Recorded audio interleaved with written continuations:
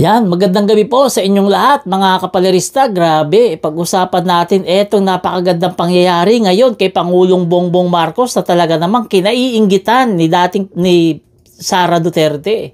Etong nangyari kasi kay Pangulong Bongbong Marcos ay hindi kailanman nasubukan eto ni BP Sara. Malayo-malayo talaga si BP Sara kay PBBM. Ito pag-uusapan natin ha. Pero bago tayo magsimula ha, welcome sa aking YouTube channel. Bagong-bago to ha. Paki-subscribe po para marami pa tayong mapag-usapang tamang impormasyon. Yan. So eto na nga. Si PBBM nagpunta kaganina doon sa Maynila. Hindi ako nagkakamali, sa Baseco o sa San Lazaro yan. Para bisitahin yung mga tao ron, yung mga estudyante. At ang hindi inaasahan talaga, etong pangyayari na to talagang gumulantang sa puso ni Pangulong Bongbong Marcos. Dahil hindi mahulugan ng saya ang naramdaman ni Pangulong Bongbong Marcos kanina nang salubungin siya ng mga bata at pagkaguluhan siya. Eto, panoorin natin video para mas maintindihan po ninyo. O, yan, no? Sigawan yung mga bata, di ba? Sigawan yung bata, grabe oh. Ang ingay. Tuwang-tuwa sila dahil nakita nila yung presidenteng hindi magnanakaw. Tuwang-tuwa sila kasi yung presidente nakikita nila walang bahid dungis. Hindi magnanakaw, hindi gaya nung nakakulong. Nagnakaw, umamin. Grabe no, mahal na mahal talaga si PBBM ng tao, lalong-lalo ng mga bata. Alam kasi ng mga bata na hindi magnanakaw si BBM. Hindi gaya nung nakakulong, magnanakaw yun. Grabe no. Mga bata pa yan ha, elementary ha. Pero tingnan mo naman kung paano nila salubungin si PBBM. Grabe oh. Ito yung mga ganito. Mga hindi naranasan ni Sara itong ganito.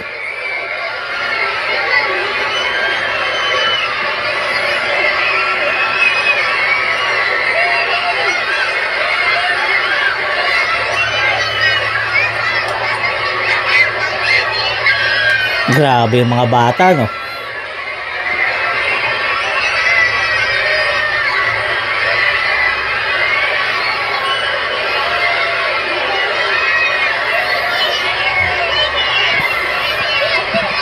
Grabe no.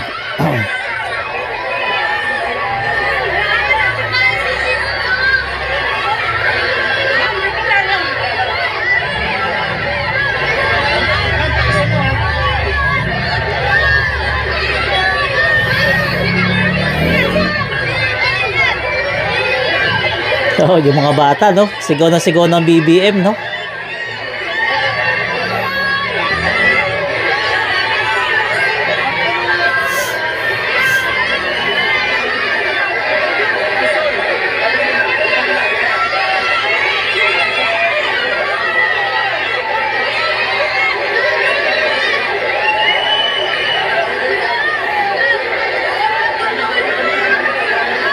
Grabe no, hinaharang talaga siya ng bata no.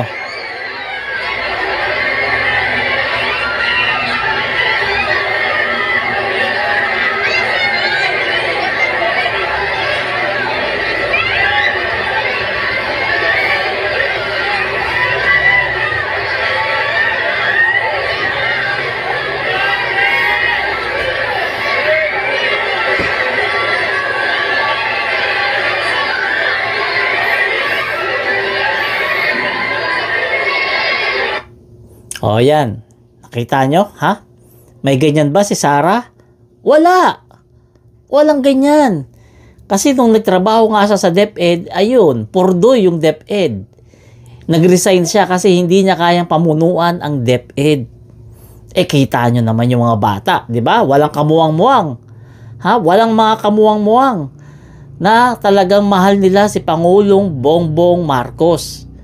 Talagang itong mga bata na to, yung puso nila walang fake news na nararamdaman para sa Pangulo. Walang kasinungalingan. Talagang genuine yung pinapakita na ng pagmamahal sa ating presidente. Kasi alam nila, kahit mga bata yung mga yan, alam nila na si PBBM ang tanging pangulo na lumaban sa mga magnanakaw sa Pilipinas. At alam din nila na hindi yan nagawa ni Digong. At alam ng mga bata na yan, si Pangulong Bongbong Marcos ay hindi magnanakaw na gaya ni Digong na umamin pa mismo. Lumabas sa sariling bunganga ni Digong na nagnakaw siya. Alam ng mga bata yan. Kaya ganyan na lamang ang pagmamahal nila kay Pangulong Bongbong Marcos. Hindi mo masisi. Diba? Siyempre, sino ba namang magmamahal sa magnanakaw? O, siyempre normal, mamahalin mo yung hindi magnanakaw na gaya ni Pangulong Bongbong Marcos. Kaya etong video na to, nagpapatunay lamang na walang pakialam yung taong bayan dito kay Sara Duterte.